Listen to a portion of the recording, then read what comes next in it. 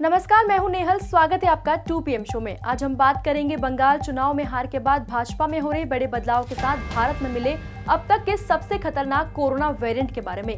साथ ही मलाला यूसुफजई के खिलाफ पाकिस्तान में हो रहे बवाल पर और यूपी चुनाव में ममता बनर्जी की एंट्री पर। तो चलिए खबरों का सिलसिला शुरू करते हैं ताजा कोरोना अपडेट्स के साथ। भारत में कोरोना का कहर कम होता दिखाई दे रहा है। कोरोना की दूसरी लहर भयानक तबाही मचाने के बाद कमजोर पड़ती दिखाई दे रही है। सोमवार को देश में 87,295 लोगों की कोरोना रिपोर्ट पॉजिटिव आई।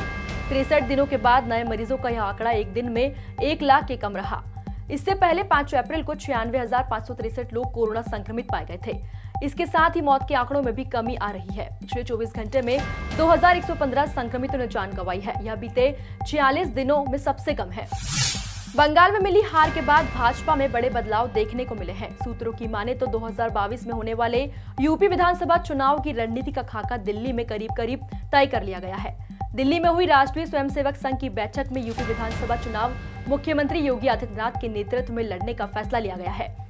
इससे भी महत्वपूर्ण निर्णय यह माना जा सकता है कि यूपी और दूसरे 5 राज्यों में होने वाले चुनावों में अब प्रधानमंत्री नरेंद्र मोदी चेहरा नहीं होंगे। संघ का मानना है कि क्षेत्रीय नेताओं के मुकाबले प्रधानमंत्री मोदी के चेहरे को सामने रखने से उनकी छवि को नुकसान हुआ है।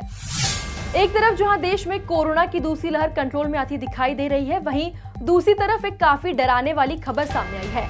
NIV यानी कि पुणे की नेशनल इंस्टीट्यूट ऑफ वायरोलॉजी ने कोरोना वायरस के जीनोम सीक्वेंसिंग में नए वेरिएंट का पता लगाया है। टाइम्स ऑफ इंडिया की रिपोर्ट के मुताबिक यह वेरिएंट ब्रिटेन और ब्राजील से भारत आए लोगों में पाया गया है। यह भारत में पहले पाए गए डेल्टा वेरिएंट की तरह गंभीर है।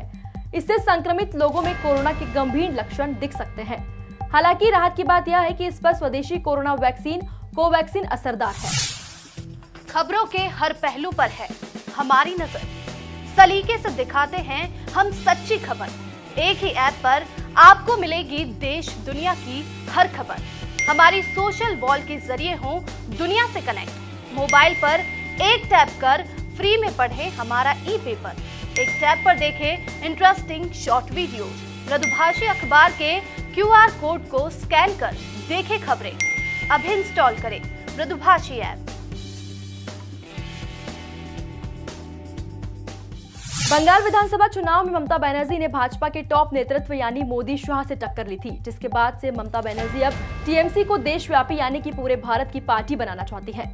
इसको लेकर पार्टी के भीतर से TMC के नाम में भी बदलाव करने के सुझाव दिए गए हैं। सूत्रों की माने तो नाम को लेकर काम भी शुरू हो गया है। TMC के आगे या पीछे कुछ ऐसा जोड़ने के लिए सुझाव शुरू हो गए हैं, जिससे अखंड भारत की आत्मा झलके। कुछ राजनीतिक एक्सपर्ट्स का यह मानना है कि ममता अब केंद्र की राजनीति की ओर कदम बढ़ाना चाहती है। नोबेल पुरस्कार से सम्मानित मलाला यूसुफजई के बयान ने पाकिस्तान में खलबली मचा दी है। मलाला यूसुफजई ने ब्रिटेन की मशहूर मैगजीन वोग को दिए इंटरव्यू में शादी की रस्मों से असहमति जताई है। मलाला ने इंटरव्यू में कहा कि मुझे अब तक यह बात समझ नहीं आई है कि लोग आखिर शादी क्यों करते हैं। अगर आपको हमसफर या जीवन साथी चाहिए तो उसके लिए कागजों पर सिग्नेचर की क्या जरूरत है? यह पार्टनरशिप क्यों नहीं हो सकती? मलाला की इस बात ने पाकिस्तान में बवाल खड़ा कर दिया है। पाकिस्तान में मलाला का विरोध किया जा रहा है। आज के शो में बस इतना ही। हम फिर हाजिर होंगे देश की बड़ी सुर्खियों के साथ। तब तक के लिए देखते रहिए मृदुभाषी।